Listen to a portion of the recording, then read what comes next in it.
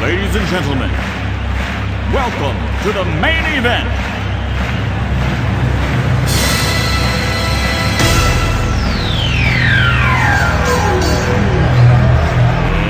Let's get ready to rumble!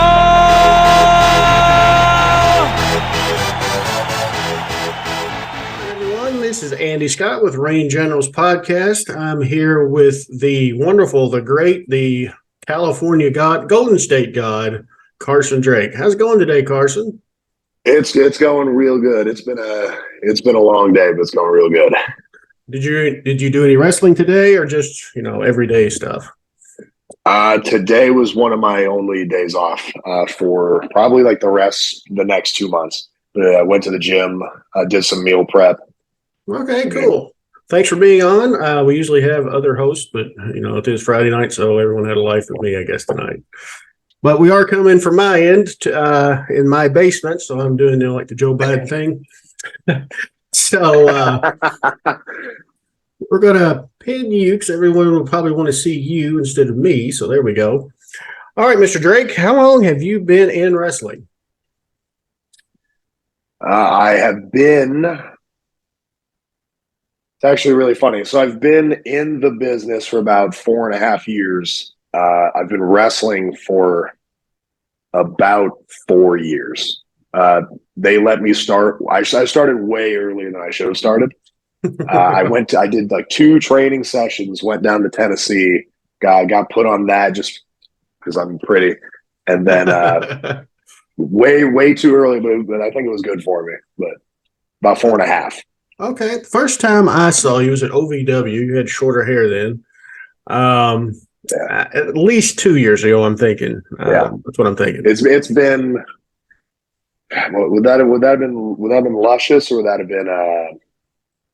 Would that have been? I don't know. I can't remember that. I was going weekly back then, so yeah.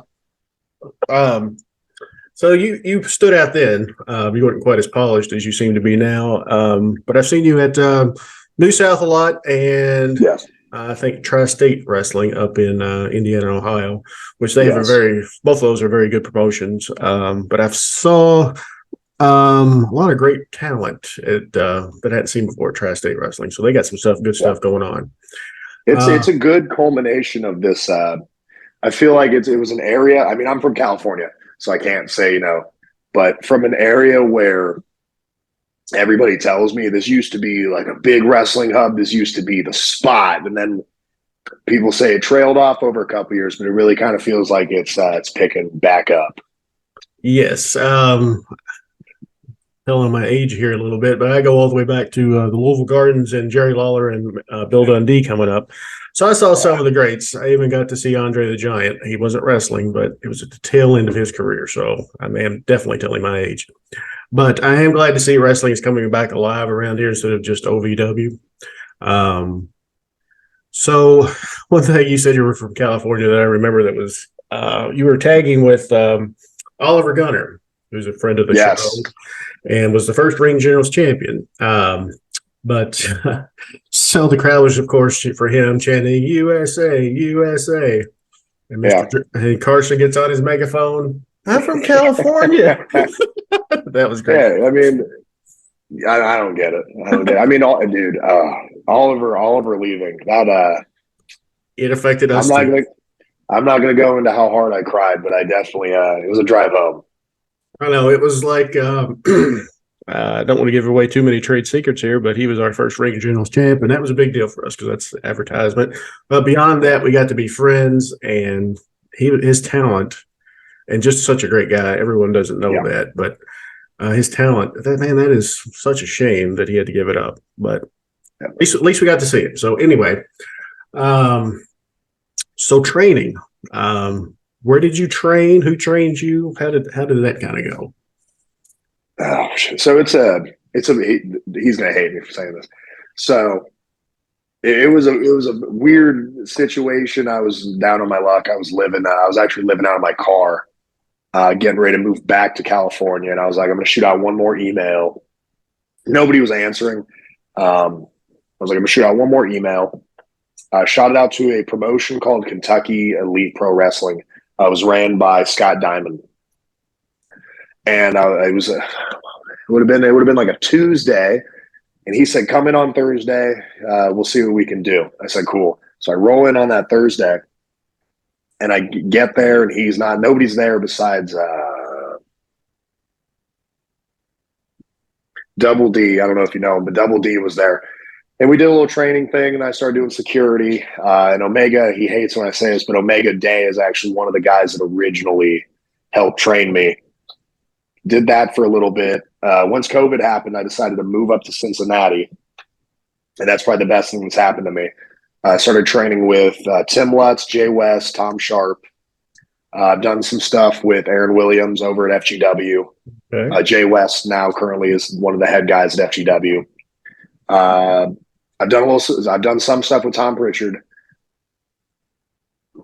I mean, it's a cooking pot of a lot of guys, but at the top of the list, it's Tim Lutz, Tom Sharp, Aaron Williams, Omega Day, Jay West, and then there's probably some others that I'm like gotcha. Foggy on. So if anybody hears this, please don't get mad at me. Okay, cool. I don't know from what I see, and I'm not an atypical wrestling fan, but you seem to get your craft very well. Your interaction with the crowd is great, which is hard to find.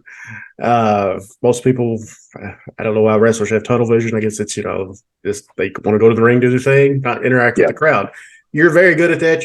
Have you ever been a face? It's like every time I've seen you, you've been a heel. So I've actually been down in Louisville. Derby City has me as a face. Over at New South, I am right now. Okay. I've really been jumping into it. I'm starting to really like it. Some spots in like West Virginia and on the West Coast have me as a face. I was one of those dudes who was like, I don't want to be a good guy. I hate these people. I don't want to talk to them. But now over time, it just kind of feels good. Okay, because you come out in the crowd at New South and you really interact, even as a heel, and everyone likes you. So I don't know if that's what you're aiming at, but that's what it comes off. It's a lot, dude. Especially with like places like New South, some spots in West Virginia, a couple times in Tennessee, one time in Colorado. I mean, people have wait outside and have tried to stab me and tried to. I've had a guy pull a gun. I've had a guy pull a gun on me one time at a tri-state show. That crowd didn't look that rough, but okay. it was one guy, and I'm out getting like a hot dog or something, heating up my chicken rice, and dude comes up to me and he goes, "You don't know what you just did, buddy." He goes out to his car, and I guess they caught him in the parking lot pulling a handgun out of his car. And man, yeah. So you might want to bring back some of the grief you're giving the fans, but okay. No, I'm just kidding. I'm just kidding. You do great. So, how long does it take for you? I know everyone's a little different, but in general, and you specifically, how long does it take for it to click? Because you're really good. I know I keep saying that, but you really stand out. You and Oliver were. So, I would say, over the past 4 years, and everybody tells me everybody's at fault for this. For like the first year and a half, I thought I was the greatest thing that's ever happened. And then I realized I was dog. I was terrible. And then there was a small click where it's like, oh, okay, I'm not that good. I still got to learn. And I started learning. And then another year went by, and I'm like, wow, I'm just so good. And I realized how garbage I was again. And then I would say it ultimately clicked. I've talked to a couple people about this. I sat down with D'Lo Brown over Rocky Mountain Pro, one of the best spots in the country. And D'Lo and me just kind of talked. We went over some stuff with character. We went over some stuff with matches and went over, that it really kind of like hit that day in this weird way. And ever since then, that was probably like 4 or 5 weeks ago. Ever since then, everything's kind of just rolls. But when it clicks, you get it. It feels good. I know now I'm not the best. Actively, I'm not that great. But I get people, and people tell me I'm so. Yeah, you're doing fantastic. So is it an ongoing training thing? Are you done with that? People, I know. No. So with training, right now, I'm probably in the best. So right now I'm doing this full time. I say right now because it could totally not continue to be full time. But I've been working for the past 4 or 5 months, 24 to 30 dates every month. And like on top of that, so usually like having today off was crazy. I loved it. I didn't know I had it off until I checked the schedule.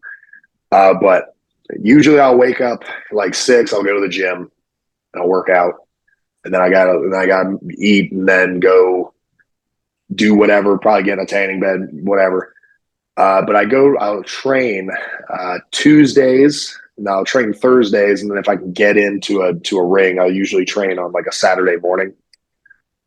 Okay. But it's essentially my entire life is just working out, meal prepping, wrestling, and then if I have time after a show, going out and having a decent time.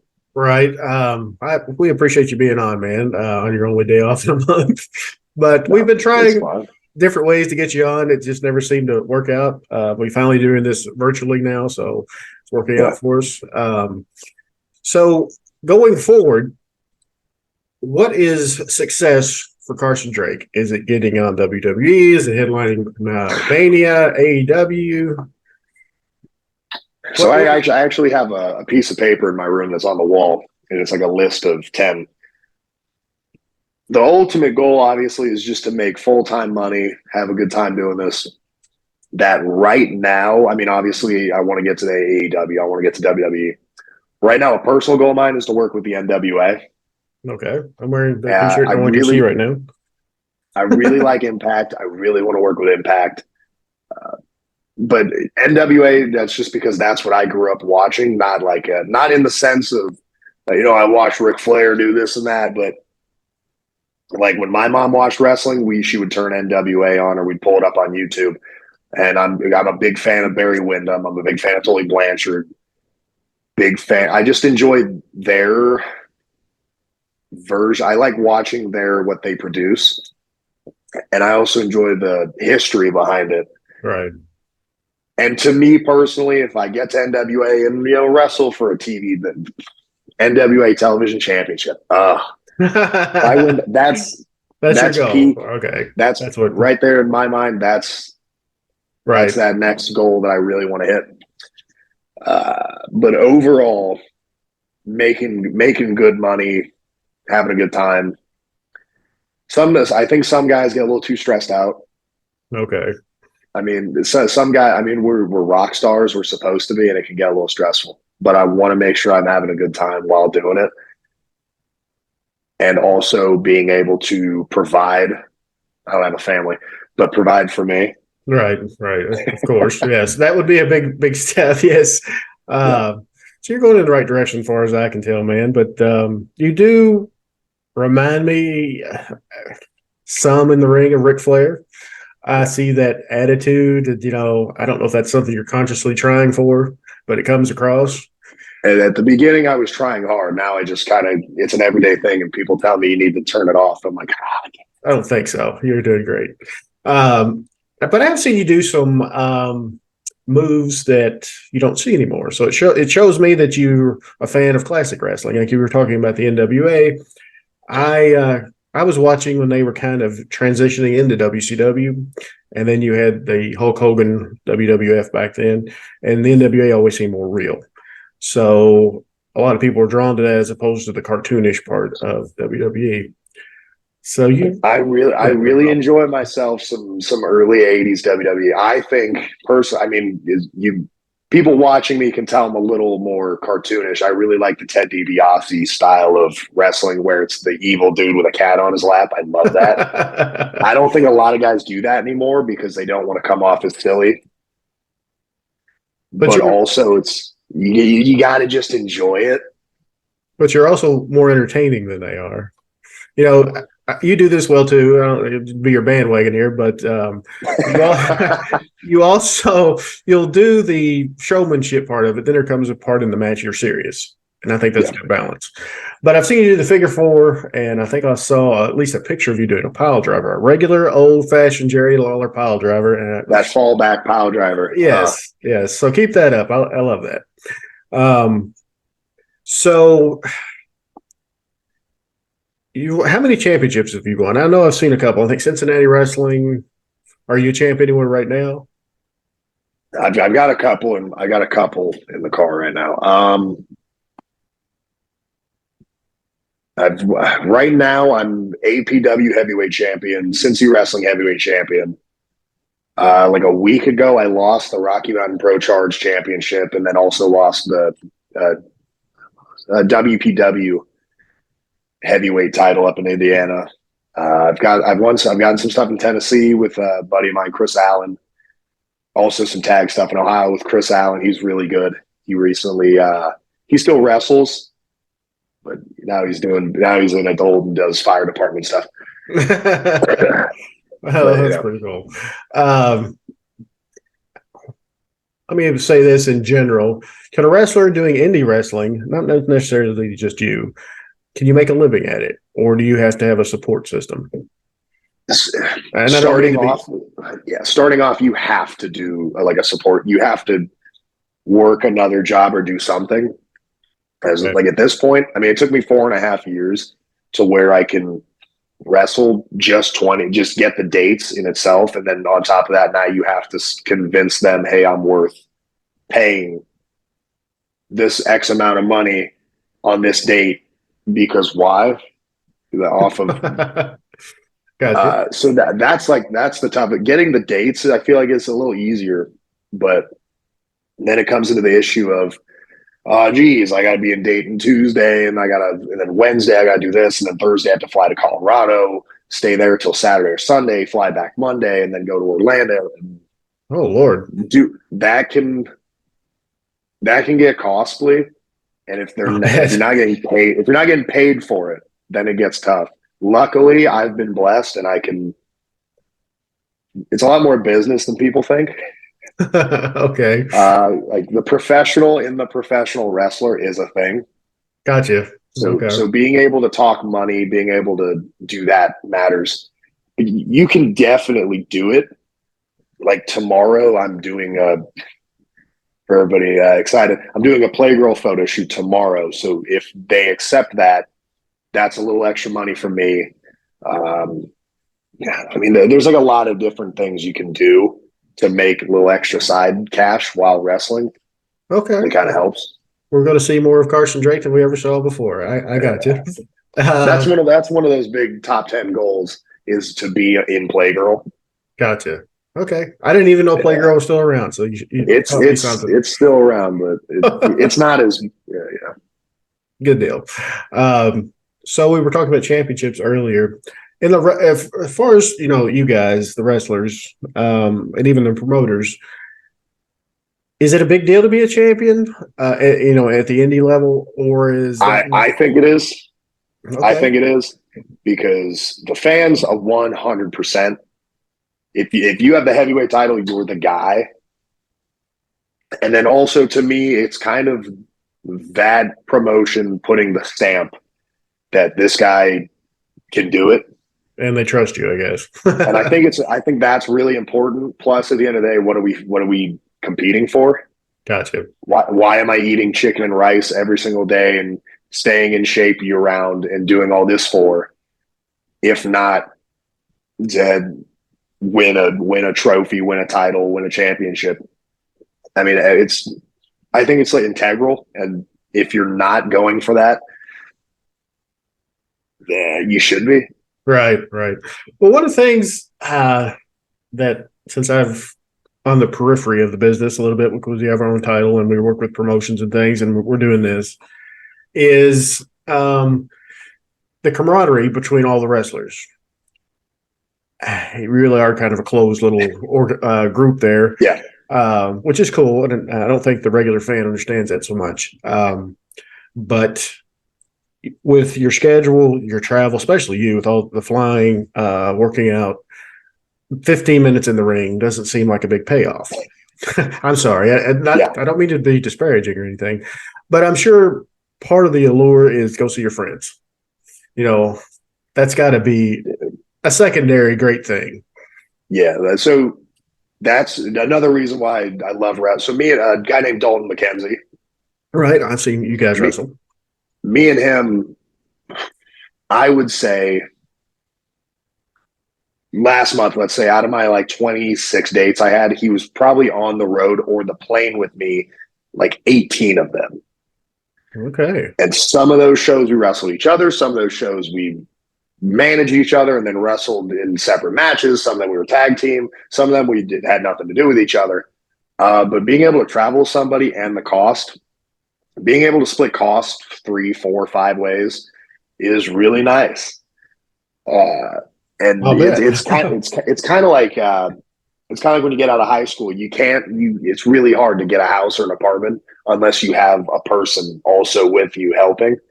So having friends and connecting makes wrestling a lot easier, and it's easier to make a lot more money when you have your boys with you. Gotcha. You can split the cost. I got you. Yeah. Okay. All right. And then the party life afterwards. I have no idea what you guys get into, but in Lawrenceburg, Kentucky, I don't think you can get into it. Well, let me think. On Sundays, I usually go up to Frankfurt after those shows. I go up to Frankfurt. I know there's like a community college around there. Kentucky State University, yes. Yeah. I live down the road in Georgetown, Kentucky, so not too far away. Our claim to fame is the Toyota plant and horses, of course. Everything in Kentucky is horses. So do you like college towns? Well, you'd love Lexington then, right down the road. I love college towns. Yes, I went to UK and visited every day 20 years later. So anyway, so we talked about a lot of things. Starting a family, that's got to be on everyone's mind at some point. How old are you, Carson? Maybe we should. At 23. Okay, you're not thinking about starting a family yet. But at 23. I definitely thought about it. I definitely don't plan on doing it. Oh, that'll change. But trust me. So at your age, though, travel, sticking to a routine, you're really dedicated. Most 23-year-olds aren't, so that's impressive. Now, I notice you're very serious about this, but some of the other wrestlers are kind of, we're kind of here to have fun. We're kind of here to see the buddies. And that comes across in the ring, too, lots of times. So as a fan, I appreciate your dedication, man. I have a really good friend, B.A. Bundy, and he has really good at that. No. Sorry. He talked to me about it a lot because at one time, in a disrespectful sense, I was that guy that was like, man, these weekend warriors, but at this point, it's I definitely understand it. Like, I don't think there's anything wrong with wanting to just do this on a Saturday or Sunday. I mean, people do that with every other kind of sport there is. True. So, but as long as they're taking it serious at the time, that's all that matters. As long as they're trying to exercise and do everything correctly, that's all I care about. But a lot of people get real uppity about guys wanting to just do this for fun and do this as a sport, more or less, and not make it a full-time job. But people do other sports all the time, not as a full-time job. Absolutely. Yes. I want to do it as a full-time job, and that's me, but it's not me to judge other people for it. I got you. Well, I admire you for that choice. It makes you better at what you do, I think. So at this point, we're going to move on to we've been doing it with a couple of wrestlers with the GOAT, a tournament for the classic wrestlers. And since you're such a fan of the 80s, you're going to love some of this. So let me share my screen here. Now, in what way are we doing this? Because who was it? I want to say it was Al Snow. Kind of asked who the greatest wrestler of all time is. And the answer, and depending on how you want to do this, the answer is 100% the same every time. When I think of who the greatest wrestler per se is, I always go money. Who made the most money? Who's got the most? But you can make it any way you want. Okay. So Well, I'll just base it on who I prefer the most as a professional wrestler. Right. You just, who was the best performer, maybe. Yeah. All right. So can you see the screen? Yes. Cool. All right. Our first matchup here is with The Rock and the Big Slow, as he once coined that phrase. I mean, The Rock. I'm a big fan of the Big Show, though. I think that's something that's missing. Are these just big dudes? Definitely. There are not enough. I miss the old splash. Just that simple. Yeah. All right. So we're going with Triple H. Triple H. All right. Foley and McMahon, Shane McMahon.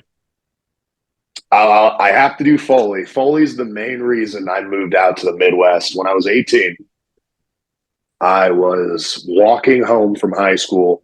I looked up on my phone and saw that he was going to be at a Barnes & Noble's near my house doing a book signing. I, that very second, ran like 2 miles down the road to the Barnes & Noble's, got in, sat there, got it signed, and then I asked him, this is a funny story. I asked him, I'm like, what should I do to get started? And he goes, Florida's a great place to move to. Ohio's a great place to move to. Kentucky's a great place to move to. So I didn't really have anything to pack up. I'm 18. So I just got a plane and just moved. I don't have any family out here. Just moved. And so 4 years goes by and I was at the Squared Circle Expo. What was that, back in April? And I saw him and I go up to him and I'm like, hey, I just want to let you know, I really appreciate the advice. Everything's working out great. I love, being in the Midwest. Kentucky's great. And his response is, why the F would I tell you to do that? That's terrible advice. And I'm like, dude. You're confusing me here. All right. I do like Foley too. I thought he went a little too far with some of the craziness, but at one point you were I'm not even going to get into deathmatch wrestling or anything like that. Yeah. But I don't like it. Yeah, I don't either. But speaking of deathmatch wrestling and one of the legends in the sport, Terry Funk versus one of my personal favorites, RVD. I'm going to go Terry Funk. I really like watching some good 1979 Terry Funk matches. Did you ever see him and Lawler in the empty arena match? Yes. Both regretted that. We could have sold the place out. Okay, Stone Cold versus Goldberg. Okay, if this was Stunning Steve Austin, WCW, I'd pick him, but because I like Goldberg. Okay, you said earlier in the interview you were talking about you were living out of your car trying to get started.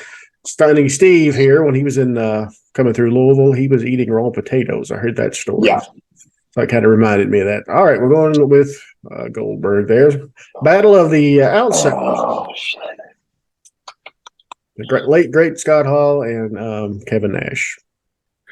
I'm a Kevin Nash guy. I really like Kevin Nash. I think he's one. I mean, Scott Hall's like amazing, but Kevin Nash is one of those dudes who does not get his flowers. Well, Kevin Nash may be a good role model for you. I mean, he did that Magic Mike thing. That might be in the future for you. All right. The Brothers of Destruction here. Kane and The Undertaker. I'm going to go Taker. All right. Sting and DDP. I like DDP, but oh gosh, is Surfer Sting on this list? I don't think so. It's the the mime here. I'll go Sting. If it was Surfer Sting, he'd easily get to the finals. Yes, I love Surfer Sting too. I don't get what the change was, but I guess everybody has to change it up. All right. Rematch of Hulk Hogan's first world title. Him and the Hulk Sheik. Hogan. All right. You don't like the Sheik, baby. I love Sheik, but Hulk Hogan. I think a lot of people hate on Hogan. I really like Hulk Hogan. This was a tough one for me. Loved Andre as a kid and such a legend, but Vader seemed like unstoppable. I'm a Vader guy. Him and his matches with Surfer Sting. Yes. Remember he took on Flair at, I believe it was Starrcade, and I was like, Flair's no way he's going to win.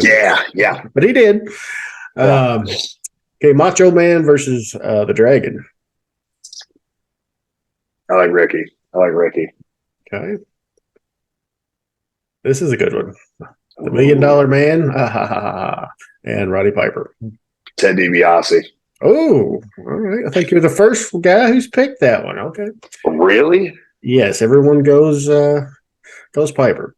All right. So I'm we a got big DiBiase guy. So we got surprisingly, he's like 6'5". Really? Yeah, he's a big dude. No, he's kind of got into ministries and things. I hope that's not all just a sham, but you never know. Speaking of him, though, his kid, there's a lot of trouble, which he fell off the face of the earth in wrestling. It's kind of sad. We've got Arn and the Nate. I will say these two, probably about a year ago, were my two favorite wrestlers of all time, but in like different ways. I'm gonna go Flair. Nate it is. All right, so you got Jake the Snake here and Ron Simmons, the first Black World Champ. Ron Simmons. All righty. He's a bad man. So we got the American Dream, Dusty Rhodes, and Shawn Michaels.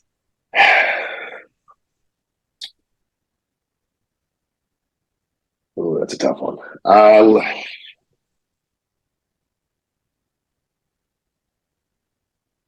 Let's go Shawn, because he's one of the dudes that got me into wrestling originally. Gotcha. So you got the battle of the brother-in-laws here, Bret Hart and the British Bulldog. I'm a British Bulldog guy. I like him too.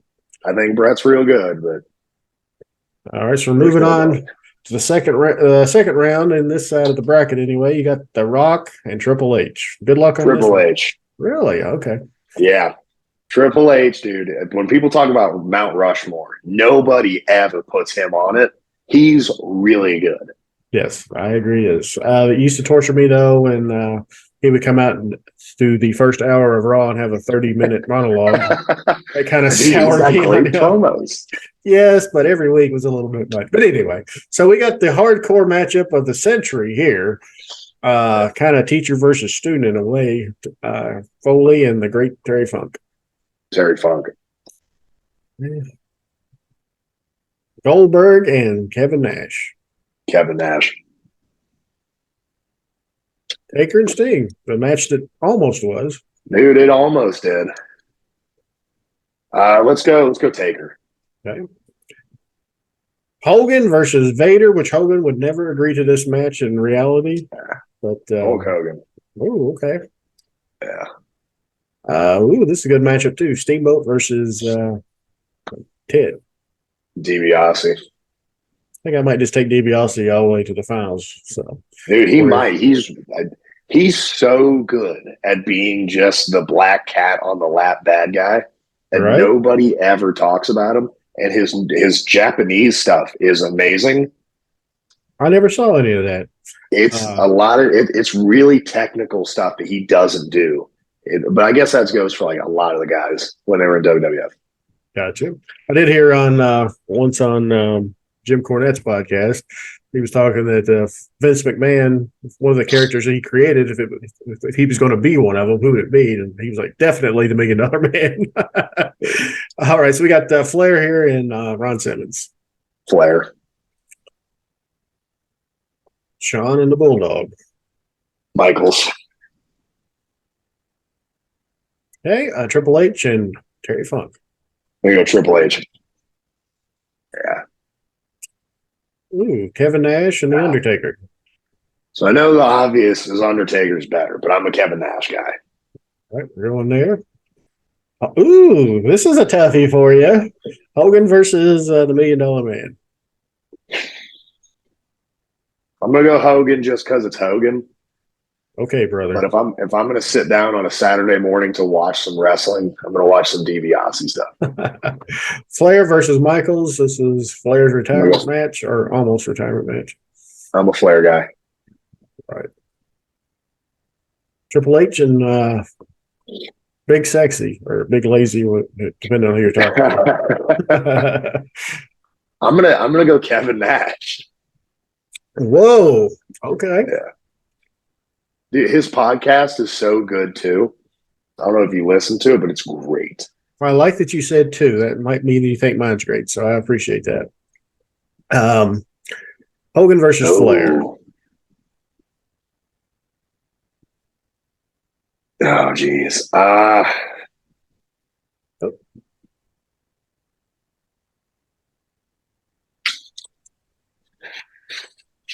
going to go Flair. All righty. Flair and Kevin Nash. Out of the whole list, dude,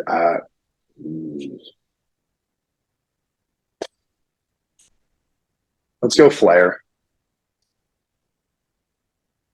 All right, so we're going to the other side of the bracket now. I wish they would do the whole first round, but we've got Cena.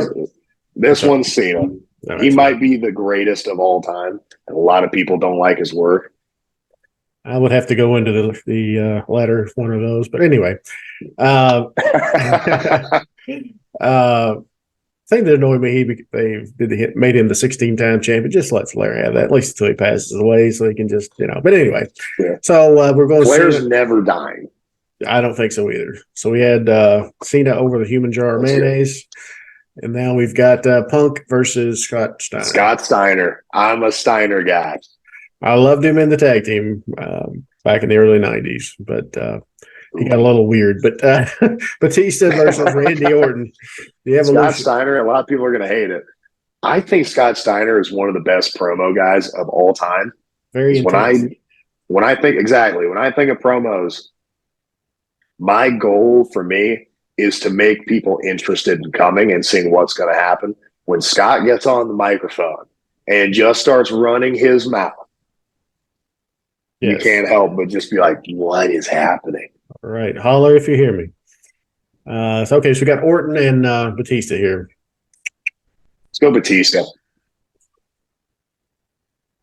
Kurt Angle and Chris Jericho. Kurt Angle, he's the one that got me into. I wrestled for 4 years, freestyle. He got me into it. Okay, cool. Battle of the Hardy Boys here. I'm a Matt guy. Edge and Christian. So I'm gonna go Christian. Really? Okay, that's a bit of an upset. I like Christian. Okay. Plus, I think the only thing I've ever heard about Christian, there's never anything bad. It's always just that he's one of the best wrestlers ever and never got to show it. Right. I do remember seeing this before he retired. Edge in just a regular interview. What a nice guy he came off as.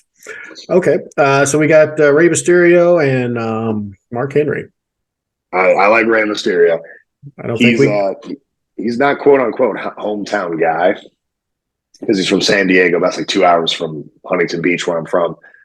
But at WrestleMania, I went there last year to visit some family. When I was there, and we're in the middle of it's a very Latino area, and I grew up like my mom's side of the family, a lot of them are Hispanic. When this man came out, I have never heard a crowd go so hard. No one deserves to win, though, if they sleep with Mae Young. So I couldn't pick Mark Henry. Blast from the past there. JBL and Latino Heat. JBL.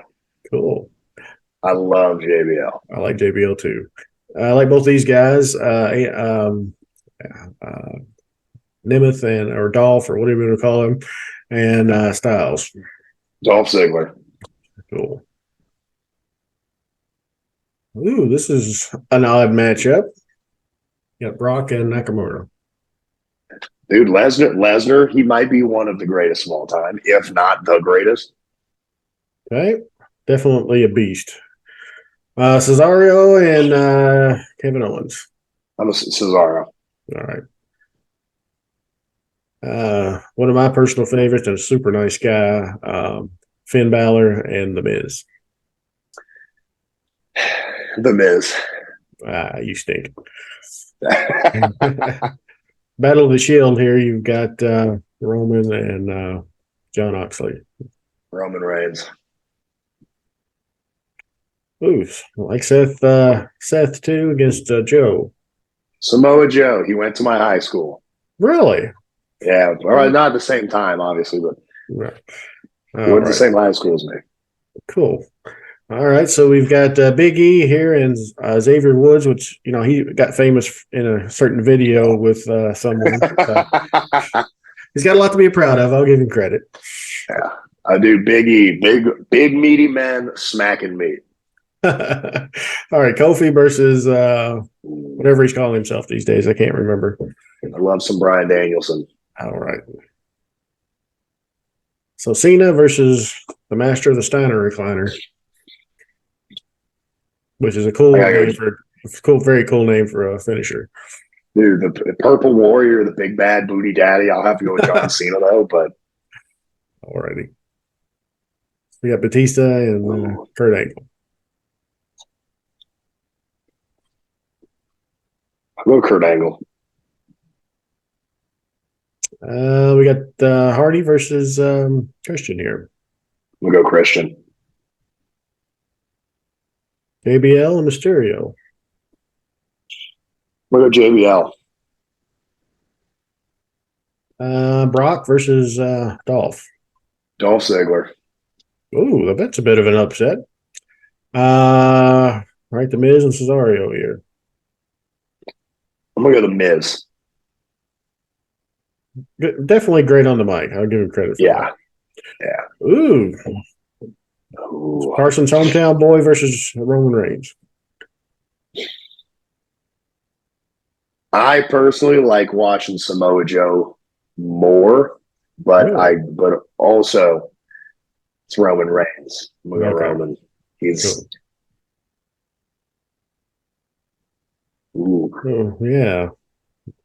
I'm gonna go Danielson. Yes. All right.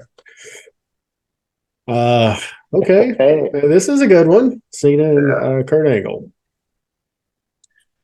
I'm gonna have to go Cena. JBL and Christian. I'm gonna have to go JBL. Something that I hate. Nobody ever talks about JBL's old like cowboy stuff. His cowboy stuff is great. Are you talking about he was a cowboy, but when he was more cowboy. Like the Justin Hawk Bradshaw version? Yeah. I like some Hawk Bradshaw. Okay, Dolph and The Miz. I'm gonna go Dolph. Bryan Danielson or Roman? Roman. Cena and JBL. Ooh. I mean, I like JBL. I'm gonna go JBL. Ooh, that's definitely an upset. JBL is such an entertaining heel. Yes. Also, I mean, Cena's like the greatest of all time, but JBL is just such a good. He definitely gets knives pulled on him in the parking lot. Definitely. Dolph and Roman. I'm gonna go Dolph. All right, you got JBL and Dolph. I'm gonna go Ziggler. Oh, all right. Yeah. All right, so in the finals, and this is a very good finals that I don't think anyone else has even come close to, but I do love it. I love it because I like both these guys. You can definitely tell I have a type. Yes. When it comes to like what I watch and enjoy. One thing I wish they would have done a few years ago when Flair was still a little younger was had Flair manage Dolph. I think that would have been something special. Didn't he manage? He managed like who did he manage? It wasn't Dolph, but it was somebody else. It was the Miz, right? The only one I remember managing is his daughter, but maybe he didn't manage the Miz. He did something with him. One of the funniest things I ever saw was the Edge and Lita live sex show. They were doing whatever they were doing in the ring and under the covers or whatever. Here comes Flair's music. He's out there. Man, do I have to teach you everything? Yeah. That's hilarious. All right, so you got here. Who's your GOAT? Ooh, ever since I was 12, my favorite wrestler of all time has been Dolph Ziggler. Jeff Jarrett kind of goes in there off and on, but I got to go Ric Flair. All right. Like it's Ric Flair. All righty. So we will definitely save this and post it when we post your interview, man. I mean, Uh, I'll never forget. I was talking to Tom Pritchard. This is how it's a weird taste, but I was talking to Tom Pritchard, and we're doing something. He's asking everybody, who's your favorite wrestler? Who inspired you, essentially, at your work? And he gets to me. He's like, who's a couple people? I'm like, hey, Dolph Ziggler, Jeff Jarrett, and he cuts me off right at the beat, and is like, okay, cool, and just didn't ask me any of the other questions. Just went right to the next guy, and I'm like, dude. That is an odd choice, especially since you didn't grow up in Tennessee or Kentucky to know Jeff when he was younger. But he put a lot of time in. The Tennessee stuff is so when I go to the West Coast, there's a lot of guys who just don't know like the Southern stuff exists, or if they do, they don't know much about it, which is really strange. Like I've been in cars with people, and I'll pull up a match and pop it on the dashboard, and I'll be like, "This is Barry Windham and totally in an NWA 1980 something match, 70 something match." And some of the dudes will be like, "I don't know who Barry Windham is," and Right. I'm That's like, not well, good. I'm like, I can't blame you, but you should look into it. It's really good stuff. It's really good stuff. Yes, Arn and Tully. I saw them a lot in the NWA, but for some reason, I don't know why, but it always stood out to me when they were in the WWF at the time with Bobby Heenan, who's one of my heroes, Yeah. as the Brainbusters. That was something special. Nick, another one, Nick Bockwinkel. Everybody hears the name Nick Bockwinkel, but once you actually go and watch his stuff, it's so good. I go back and watch a lot of 60s, 70s stuff, and some of the matches are really hard to watch just because, but it's different. Some of the matches are really hard to watch, but then there's stuff you can kind of like pick and pull, and then you do it today. And people will come up to me and be like, dude, I've never seen that before. I'm like, yeah, I bet you haven't, dude. It's 45 years old. Exactly. Lawler, when he won the AWA title, when he was talking about it from Kurt Hennig, Mr. Perfect, he said they were talking about it later, and he says, wrestling Hennig was great, and he's such a great wrestler, such a great performer, but he would have rather won it against Bockwinkel because he respected him so much, and they'd worked together so much. So that said a lot too. There's so many on YouTube. This is why I don't understand why people don't know it, especially like wrestlers. It's your craft, right? What do you do all day when you have free time? Like I don't play video games. I don't have stuff like that. It's mainly just this. There's a lot of AWA stuff. I don't think a lot of dudes watch the AWA, but there's a lot of just really good Nick Bockwinkel versus Kurt Hennig, just hour-long matches, right, for titles, and they're so good. Yes, they are. So we're going to wrap things up now, but since you brought up some of those things from back in the day, who's your favorite announcers team? Oh, like commentary team? Or? Yeah. Mm-hmm.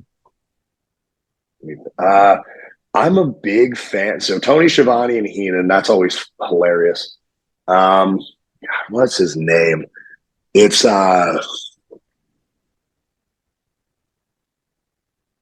it's a brother with an English accent. Oh, Lord Alfred Hayes. Lord Alfred Hayes. He just has really good pacing, and I can put it on in the background, and I can hear him talking, and I'm like, yeah, and very calm, which is unusual. Yeah. Some of the ones from I like Jerry Lawler's commentary. Yes, especially back in the day with the puppies. Yes, that was hilarious. Some of the ones that stand out to me is Lawler and Ross, of course, but that's kind of overdone. Gorilla and Bobby were wonderful, and then actually one of my favorites. Gorilla. Gorilla. I like guys that commentary to me should be if I can pop it on the radio and know what's happening, then it's good. Yes, that's a good point. And then honorable mention is Vince and Jesse Ventura. They had a great chemistry, even though I don't know if they liked each other that much. But okay, a lot of people hate Jesse Ventura. I love Jesse Ventura. Yeah, I do too. He brought a different take that I guess he was the first heel commentator. So, all right, it's been great talking to you, Carson. Long time coming, but it was definitely worth the wait. I wish you all the best of luck, and I will see you out and about. So let me end the recording, but don't take off just yet. All right, guys. We'll be back soon with another interview. So if you enjoyed this one, give us a like and subscribe. Oh, and Carson, what's some of your social media? You can follow me on Instagram at Carson_Drake_. My Snapchat is Drake GSG. I'm single. Plan on staying that way. Facebook, you can find me at Carson Drake. I'm the first guy that pops up. Or if you look me up on Google, I'm also the first one that pops up. Cool. Good deal. All right, guys. We'll see you later.